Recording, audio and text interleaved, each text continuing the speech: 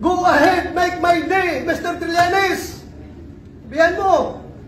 Sige ka lang ngak dyan ng ICC. Sige! Go ahead!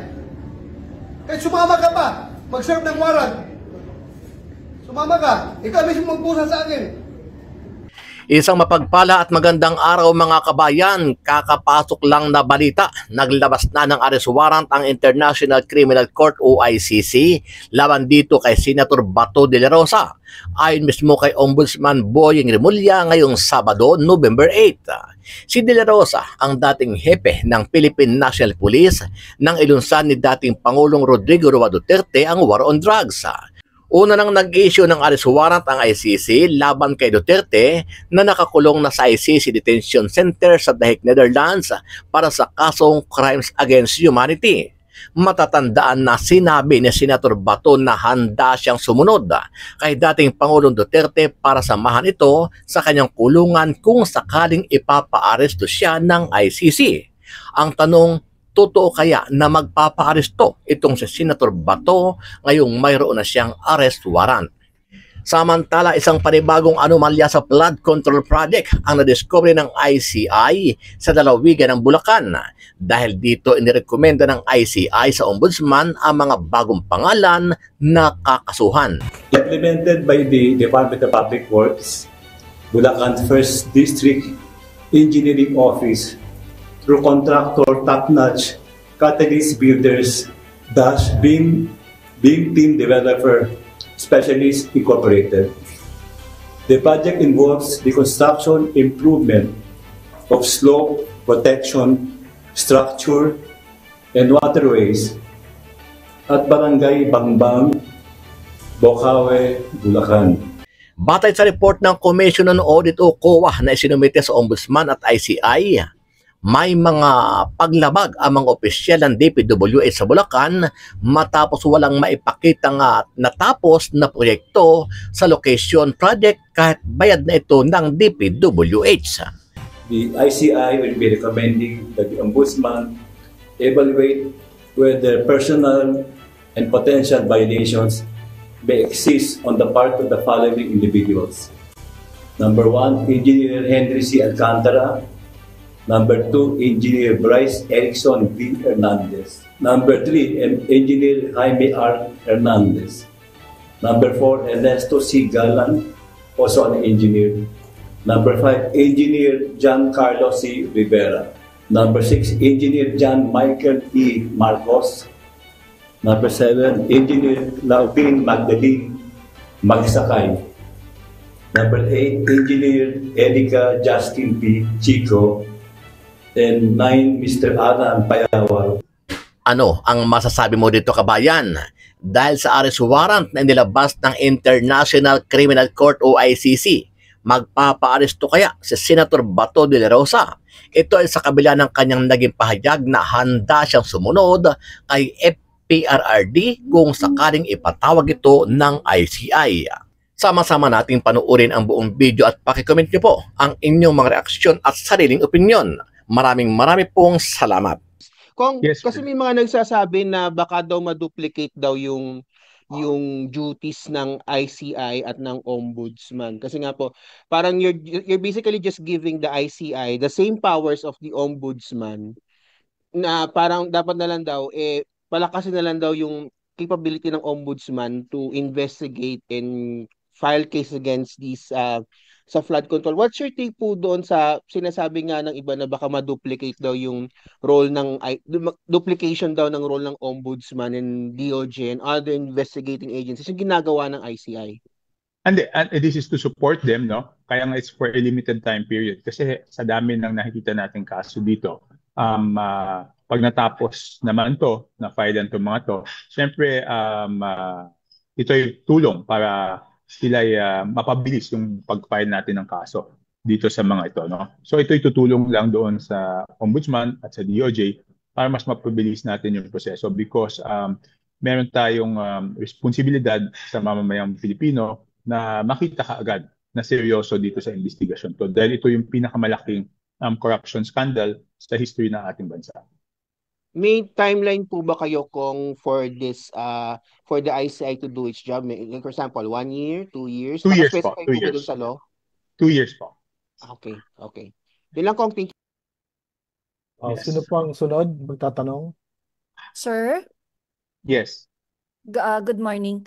Sir, may committee report na po yung bill ng Senate. Mhm, mhm.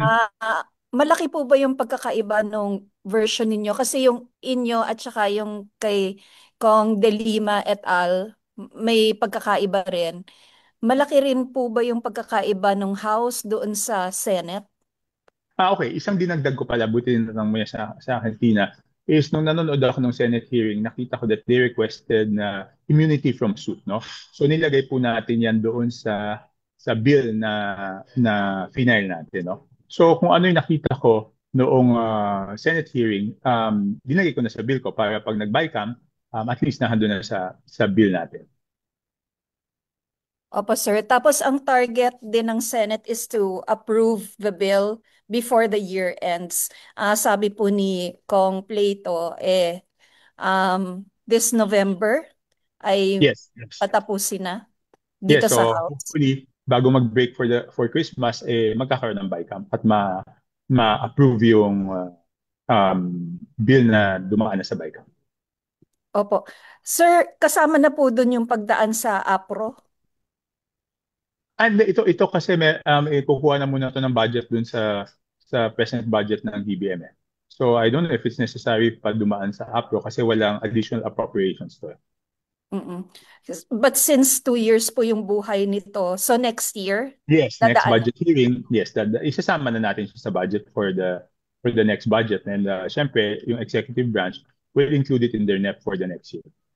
Opo. Sir, how important is this bill in the context of so many corruption issues at present? It's very, very important, especially yesterday. Napanood ko briefly yung press conference ng lawyer ni Congressman, former Congressman Saldico. One thing is very clear, no? Doon sa kanyang press statement na walang balak bumalik si Congressman Saldico para harapin yung mga kaso, no? Yun maliwanag na maliwanag yun. Dati ko pa sinasabi yun. Nung palang nag-resign, even before he resigned doon sa House, no? So sabi ko, umiiwas siya. Then later on, nung pinapauwi siya, nag-resign siya, so umiiwas sa accountability. Pagdating dito sa ICI, 2 beses siyang inibitahan, hindi siya sumipot. And finally, yesterday, parang inamin na rin ng abogado niya na hindi siya uwi, no? Because supposedly of threat to life, no? Pero makikita natin yung pattern. When he claimed medical treatment, hindi siya nagpakita ng medical certificate. Ngayon sinasabing threat to life, wala naman silang pinapakitang threat assessment, no? At saka abogado yung nagsabi, no? Nagtataka lang ako, ano kaya legal basis nung hindi ka haharap sa kaso mo dahil may threat to life? Wala naman legal basis yun eh, di ba? So, ibig sabihin, porket mayaman siya, makapangyarihan siya, pwede niyang gamitin yung threat to life. Pero yung ordinaryong tao, ordinaryong mamamayan, pag nakasuhan, kailangan niyang harapin, I think mali yun. Sir, i-insist yung lawyer ni former Rep. Zaldico na as of now kasi wala pa raw cases filed. Kung wala pang cases filed, ayaw umuwi. Alangan man umuwi pa yung pag may cases filed, di ba? Wag naman yung, wag naman yung pinapaikot yung mga Pilipino, no? Kaya nagagalit lalo yung mga tao. Kasi pinapaikot tayo, di ba? Nung una, nag-resign siya, sabi, sakripisyo. Paano naman naging sakripisyo yung pag-resign niya? Ngayon, sabihin nila walang cases filed kaya hindi umuwi. Meron man taong gano'n, yung wala nga kaso, ayaw umuwi. Tsaka sinabi niya, threat, may threat to his life, di ba?